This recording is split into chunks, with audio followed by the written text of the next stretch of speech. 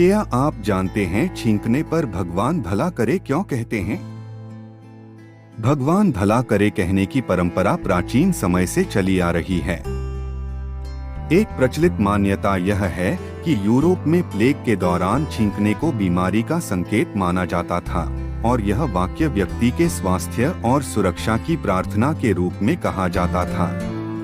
एक और मान्यता है कि छींकते समय आत्मा क्षण भर के लिए शरीर से बाहर जा सकती है और यह आशीर्वाद इसे सुरक्षित रखने के लिए दिया जाता था।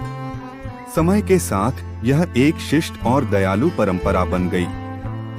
ऐसे इंटरेस्टिंग फैक्ट को जानने के लिए चैनल को सब्सक्राइब करें।